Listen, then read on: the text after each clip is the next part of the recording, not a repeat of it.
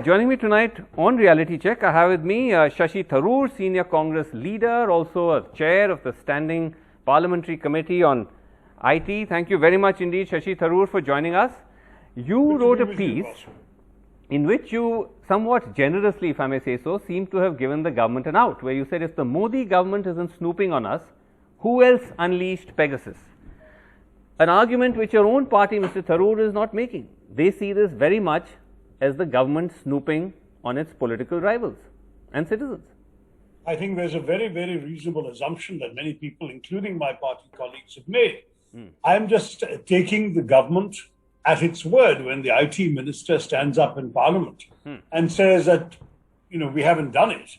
Then it would be difficult for me as chairman of a parliamentary committee to say that I give no value to that denial. Okay. But that denial cannot be grounds for brushing the issue under the carpet. Okay. Because clearly, when you have a software that has found itself on the phones of Indian victims, when that software is apparently only sold, that spyware is only sold to vetted governments in the language of the seller, then if our government didn't do it, some other government must have done it. And that, for me, is an equally important national security issue that warrants investigation.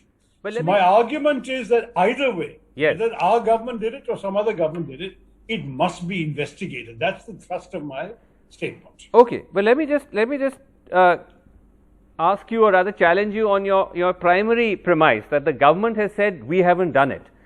We were just scrolling through the government's chronology, as the Home Minister said, "Aap chronology samajhe," the chronology of the government's denials or non-denials.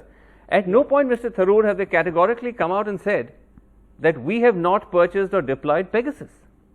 Correct, they haven't said that. What they've said is there has been no unauthorized surveillance. The interesting thing about that, however, is that it is difficult for there to be authorized surveillance using Pegasus. Because you see, the laws are very clear in our country. We have the Telegraph Act of 1885 governing telecommunications and the IT Act of 2000 that governs IT, technology, and the transmission of electronic information, so on. Now, hacking is a criminal offense under the Information Technology Act. If you look at Section 43, read with Section 66, it says that unauthorized access to a computer device, computer resource, computer network can attract imprisonment up to 3 years or a fine that may extend up to 5 lakh rupees or more. So that's pretty serious. Now, how can you authorize? Very clearly, the language has been not only laid out in the Act, but affirmed in the Supreme Court judgment in 1996, which is you can authorize only interception of telephone communications and data in the interests of the sovereignty and integrity of India, the security of the state, friendly relations with other countries, or preventing crimes, the incitement or commission of an offense. Now, all of these are very clearly in the law. Under which category does reading Prashant Kishore's or Rahul Gandhi's mobile phones fall?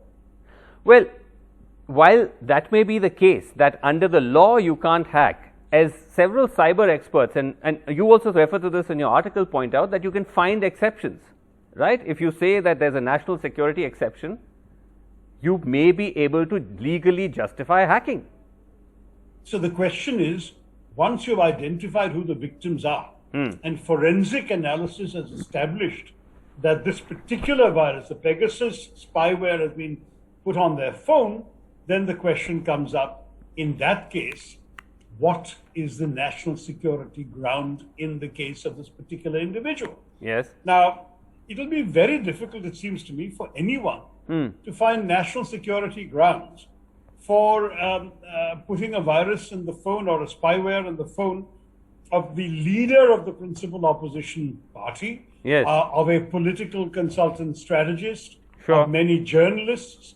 How can journalists lawfully going about practicing their profession be a national security threat? And so without those reasons, it's extremely difficult to justify grounds for authorizing surveillance. Of course. But Mr. Tharoor, as we well know, while your sort of belief in the government's words is somewhat I would say touching almost, if not optimistic, we know how laws and systems in this country are repeatedly bypassed and rule books either thrown out of the window or distorted. So what makes you think it's any different in this case? Well, the fact is that if it turns out that that's exactly what's happened, yes, as to use a famous phrase of one of your former colleagues, the nation needs to know. And the nation needs to know so it can draw its own conclusions from it. Right. Also, for a minister to stand up in Parliament and mislead Parliament would be considered a violation of every parliamentary convention. That's why I would prefer to believe that he means what he says. He says there has been no unauthorized interception. Okay. So there are only two possible explanations. There's either been an authorized interception or there has been an interception by a foreign government. Right. Both need to be looked into. If there was an authorized interception, we need to know on what grounds, because the grounds are specified in the law. But the very fact, I'll wrap here because I know we're short on time, but very briefly, just the very fact that the government has expressed no interest in doing that. In fact, they seem to be taking at face value denials put out by the NSO group, which is itself, in a sense, in the dock. Doesn't that raise any red flags to you at all? It does, because the NSO denials are actually merely of the total list, saying that the mere fact of certain numbers being on a list doesn't mean that those were hacked. Absolutely true. But the NSO doesn't know what was done. So what you can do, and what indeed these investigations so far have done, is to actually look at the numbers, link them to names of individuals, have those individuals notified, and see whether their phones have been compromised. And in the case of India, I gather 10 phones have been, 7 of which iPhones actually were found to have the Pegasus virus on it. So it's too much of a coincidence that they're on this database, which supposedly is not incriminating by itself, but that those numbers then lead to evidence of criminal activity that is hacking on other phones. So that's precisely why that isn't a good enough answer. All right, Shashi Tharoor, thank you very much indeed for joining me tonight.